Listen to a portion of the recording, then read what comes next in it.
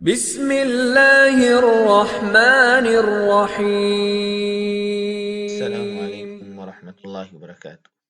عزیز سامعین و ناظرین، آپ کو آج کے سبق میں خوش آمدید کہتے ہیں۔ آج انشاءاللہ تعالی ہم قرآنی قاعدے کے سبق نمبر 13 کو پڑھیں گے۔ آج کے سبق کا عنوان ہے حروف مدہ، اور الف، واو اور یا کو حروف مدہ کہا جاتا ہے۔ تو آئیے ان سے متعلقہ چند اہم قواعد کو پڑھتے، سمجھتے اور پریکٹس کرتے ہیں۔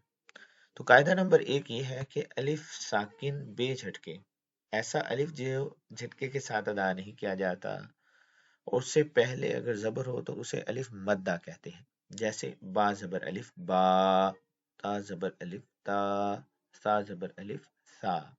تو آپ نے ملاحظہ فرمایا کہ الف جو ہے وہ بے جھٹکے ہے، اس پر سکون نہیں ہے۔ اگر اس پر سکون ہوتا یعنی کہ جزم ہوتی تو با زبر الف با، تا زبر الف تا، سا زبر الف سا ہوتا۔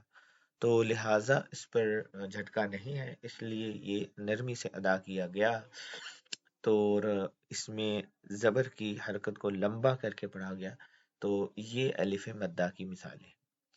پھر اس کے بعد قاعدہ نمبر 2 یہ ہے کہ واو ساکن سے پہلے اگر پیش ہو تو اسے واو مدہ کہتے ہیں۔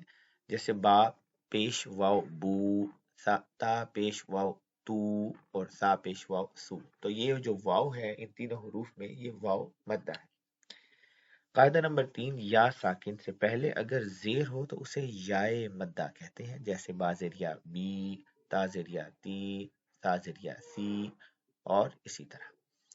تو یہ یا جو ہے یہ یائے مدہ ہے۔ تو الف مدہ، واو مدہ اور یا مدہ کے قاعدے کے بارے میں ہم نے پڑھ لیا۔ اب ہم آگے اس کی پریکٹس کرتے ہیں۔ تو اس کو کیسے پڑھا جائے گا؟ تو با زبر الف با، با پیش واو بو، با زیر یا بی، تا زبر الف تا، تا پیش واو تو، تا زیر یا تی، سا زبر الف سا، سا پیش واو سو، سا زیر یا سی۔ تو عزیز سامعین و ناظرین، آج کے سبق میں ہم نے واو مدہ، الف مدہ اور یا مدہ کے بارے میں پڑھا کہ کون سے واو، کون سی الف اور کون سی یا جو ہے وہ مدہ کہلاتی ہے، اور پھر ہم نے اس کی پریکٹس بھی کی۔ تو انشاءاللہ اگلے سبق میں آپ سے پھر ملاقات ہوگی، تب تک کے لیے اجازت دیجیے۔ اللہ حافظ۔